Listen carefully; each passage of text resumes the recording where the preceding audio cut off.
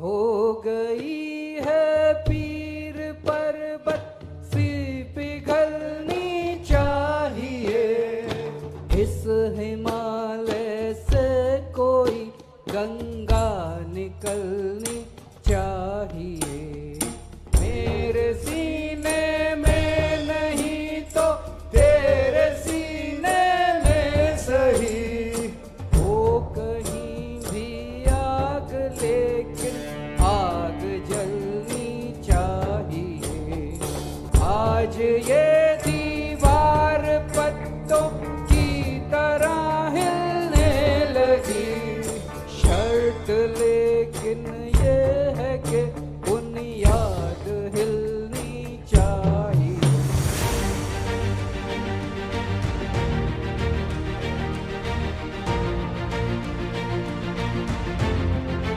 देश की संसद में गरीबों के हक के लिए गूंजने वाली वो निर्भीक और बेबाक आवाज आज एक कायर तानाशाह की जेल में है। गुजरात के अंदर जहरीली शराब पिलाते हो लोगों को, जहरीली शराब 75 लोग जहरीली शराब पी के गुजरात के अंदर मर गए। मानो हमारे उत्तर प्रदेश में एक ढोंगी बाबा है, उसने ऑक्सीमीटर खरीदने में 75 जिलों में उत्तर प्रदेश में घोटाला हुआ। ऑनरेबल मेंबर्स, ऑनरेबल मेंबर्स,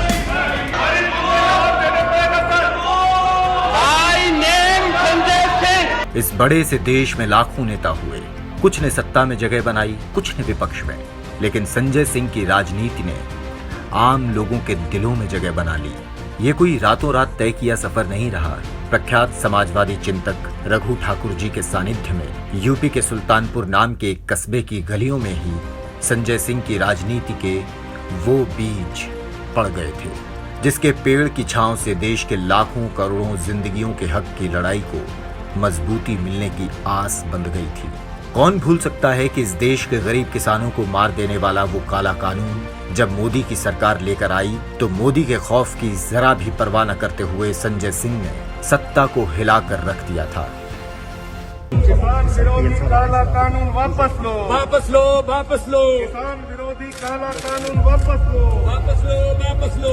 एक तरफ किसान सड़कों पर बैठे आंदोलन कर रहे थे, अपनी जान दे रहे थे, तो दूसरी तरफ संसद में उनके हक के लिए किसी ने अपनी जान को दांव पर लगा दिया था। कौन सोच सकता था कि बदले की इस घटिया राजनीति के दौर में मोदी के ठीक सामने आकर संजय सिंह और भगवंत मान अन्नदाता के हक में पोस्टर लहराकर उनका रास्ता रोक लेंगे और किसान आंदोलन में एक नई जान फूंक देंगे। आखिर सड़क और संसद का ये संघर्ष रंग लाया और मोदी सरकार झुकी। वो तीनों काले कानून वापस लिए गए। संसद में रोज नए नए खुलासों का सिलसिला चल पड़ा। संजय सिंह ने मोदी सरकार के गरीब प्रेम की पोल खोलकर रख दी कि कैसे एक आम इंसान बैंक का 10,000 का कर्ज चुकाने में असमर्थ हो जाए तो उसको कुर्की, जब्ती और जेल की कार्रवाई मिलती है, और कैसे लाखों करोड़ों के कर्ज लेकर बैठ जाने वाले पूंजीपतियों को मोदी के रहते किसी तकलीफ या कार्रवाई का सामना नहीं करना पड़ता। पूंजीपतियों का 11 लाख करोड़ रुपए माफ किया। 11 लाख करोड़ रुपए मोदी सरकार को एक सनक है, हमको अपने मित्र को दुनिया का सबसे बड़ा अमीर बनाना है। उसको कितना कर्जा दिया इस सरकार ने? 2.5 लाख करोड़ रुपए, 2.5 लाख करोड़ रुपए, मानो 2.5 लाख करोड़ रुपए। देश की सारी बड़ी सरकारी कंपनियों और संसाधनों को कैसे मोदी ने अपने दोस्त या मालिक अडानी के हवाले कर दिया, ये संजय सिंह ने संसद से लेकर आम लोगों तक पहुंचा दिया। अडानी के घोटाले पर जब हिंडनबर्ग की रिपोर्ट आई तो देश हिल गया, शेयर मार्केट औंधे मुंह गिर गया, निवेशकों के लाखों करोड़ स्वाहा हो गए। चौकीदार मौन था क्योंकि उसको तो पता था कि चोर कौन था। इस घोटाले के सामने आने के बाद एक तरफ दिल्ली के मुख्यमंत्री अरविंद केजरीवाल ने मोदी अडानी के नापाक रिश्तों को जनता के सामने खोल कर रख दिया, तो दूसरी तरफ संसद को संजय सिंह ने हिला दिया। मोदी के सामने ही मोदी अडानी भाई भाई, देश बेचकर खाई मलाई के नारों से सदन गूंज उठा। Honourable members, honourable members, honourable members.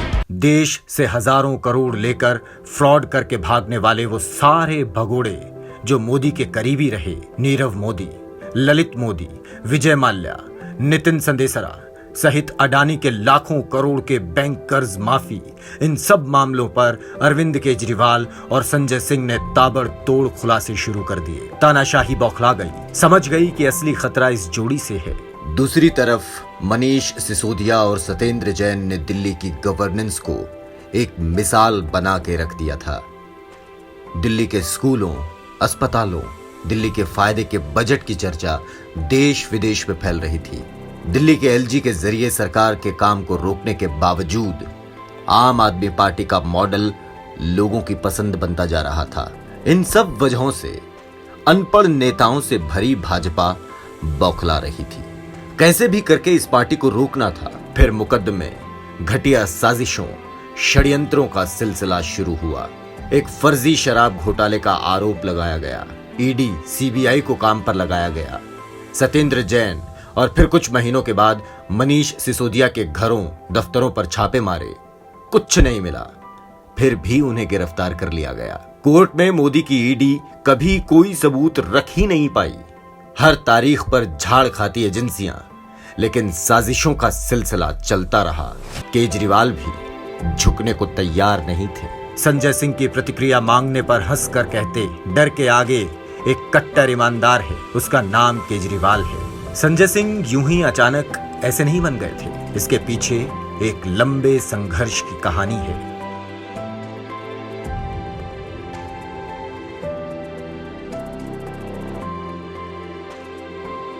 Sultanpur से ही संजय सिंह गरीब रेहड़ी पटरी वालों के हकों की लड़ाई को शुरू कर चुके थे। हर तरह के प्रशासनिक जुल्म से उनको बचाना, उनके उत्थान के लिए तमाम अभियान चलाना, यही नहीं तमाम आपदाओं जैसे गुजरात का भूकंप, उत्तराखंड की बाढ़ त्रासदी में संजय सिंह अपनी पूरी टीम के साथ राहत सामग्री सहित पहुंचकर मजबूती से डट जाते। रक्तदान अभियान से ऐसे जुड़े कि 50 से ज्यादा बार जरूरतमंदों को रक्तदान किया।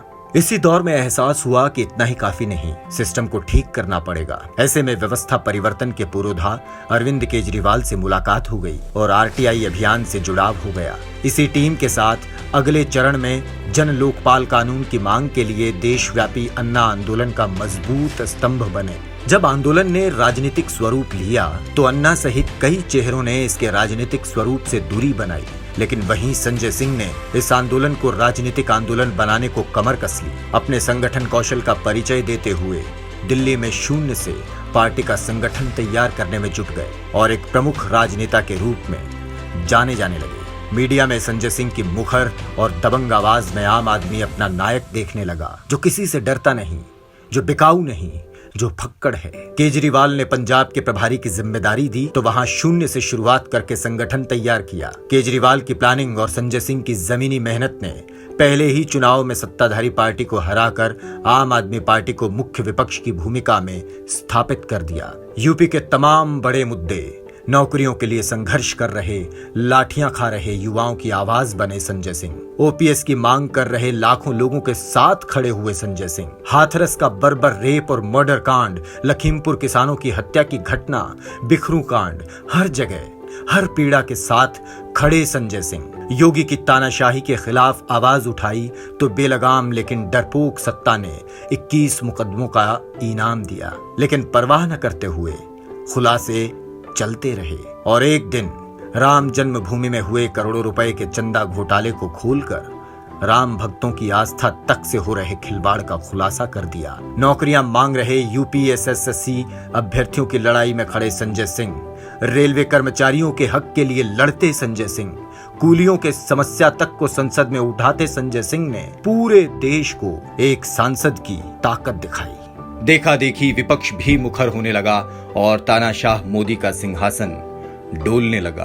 कोरोना की भयानक त्रासदी को पूरे देश ने झेला। मूर्खतापूर्ण तरीके से लगाए लॉकडाउन से देश तबाही के मुहाने पर खड़ा हो गया। लाखों गरीब परिवार सड़कों पर आ गए और संजय सिंह अपने पूरे परिवार और टीम सहित लोगों की मदद के लिए खड़े हो गए। पत्नी अनीता सिंह और बच्चों सहित लग गए राशन बांटने, जहाज और बसों की टिकट करवा के गरीब मजदूरों को उनके घर भेजना, अस्पतालों में बेड, इलाज की व्यवस्था में, यहाँ तक कि टीवी पर एक बेसहारा बूढ़ी महिला को देखा तो उसको अपने घर पर ही ले आए और मां का स्थान देकर उन्हें रखा। मणिपुर की खौफनाक हिंसा पर जब देश में खामोशी थी तो फिर से देश की संसद में मौन बैठी सत्ता को झकझोरा। घबराई सत्ता ने सदन से ही सस्पेंड करके इस संघर्ष का इनाम दिया।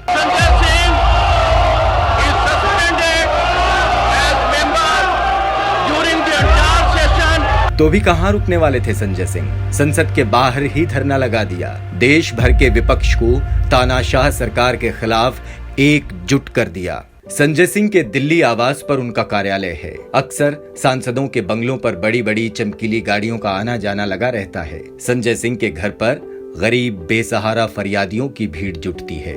किसी को अस्पताल में इलाज करवाने में मदद चाहिए, किसी को ऑपरेशन करवाने में आर्थिक मदद। संजय सिंह की देखरेख में एक पूरी टीम बनाकर पूरी प्लानिंग के साथ एक एक मरीज के मामले को डील किया जाता है।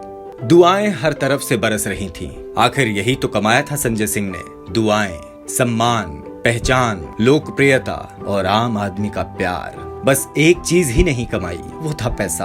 और आज तानाशाह मोदी ने संजय सिंह की मुखर आवाज से डरकर अपनी मूर्खता और सनक में उन पर पैसे खाने का ही आरोप लगा दिया। जांच एजेंसियां पीछे लग गईं। कैसे भी करके संजय सिंह की आवाज को खामोश करो। इन जांच एजेंसियों ने दुनिया को डराया, लेकिन संजय सिंह का नाम एक फर्जी घोटाले में घसीटने पर इन्हें उल्टा माफी मांगनी पड़ गई, क्योंकि इनसे डरने की बजाय संजय सिंह ने उल्टा उन्हें मान आने का नोटिस भिजवा दिया था। सारे प्रयास फेल होते देखकर तानाशाह ने अपनी आखिरी चाल चली कि शायद अब ये डर जाएं। ईडी के अफसर घर आ धमके, छापे के बहाने दिन भर दबाव का माहौल बनाते रहे और शाम तक अपने आका के आदेश पर संजय सिंह को बिना किसी कारण के गिरफ्तार करके ले गए। तानाशाह को आज उस संजय सिंह ने जेल से ये संदेश दिया है कि अपनी यातनाएं और ज्यादा बढ़ा दो। मैं इनके इंतहा देखना चाहता हूँ। प्रधानमंत्री नरेंद्र मोदी मेरे साथ बच्चों का खेल खेल रहे हैं। मैं उनकी यातना का पैमाना चेक करना चाहता हूँ। मैं चाहता हूँ कि प्रधानमंत्री अपनी यातना दें जितना दे सकते हैं। क्या मिला? जितने बेईमान हैं, देश के लाखों करोड़ लूटने वाले, सब मोदी के साथ हैं। जो ईमानदार हैं, जो उनके खिलाफ हैं, उनके खिलाफ कार्रवाई। साथ ही तानाशाह की पुलिस के घेरे में से दहाड़कर ये भी कह दिया कि मोदी अडानी के नौकर हैं और अडानी के नौकर से ये आम आदमी डरता नहीं है। देखिए, नरेंद्र मोदी अडानी के नौकर हैं और अडानी के नौकर से हम लोग डरते नहीं। जितना अत्याचार जुल्म करना है करें, कोई दिक्कत नहीं। देश के करोड़ों लोगों को संजय सिंह संघर्ष का रास्ता दिखा रहे हैं। उनके मन के डर को निकाल चुके हैं, जिसका प्रमाण है हर तरफ होते विरोध प्रदर्शन, हर तरफ होती चर्चाएं कि अब तानाशाही का अंत नजदीक आ गया है, कि अब तानाशाह डर गया है क्योंकि वो हार रहा है।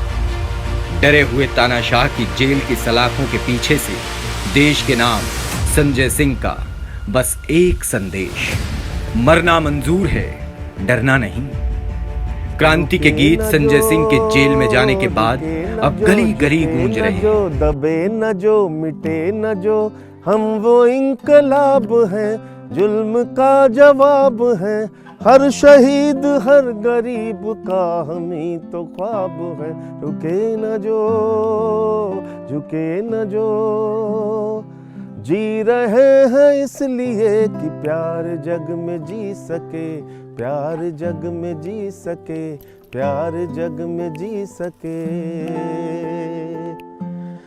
आदमी का खून कोई आदमी न पी सके, आदमी न पी सके, आदमी न पी सके।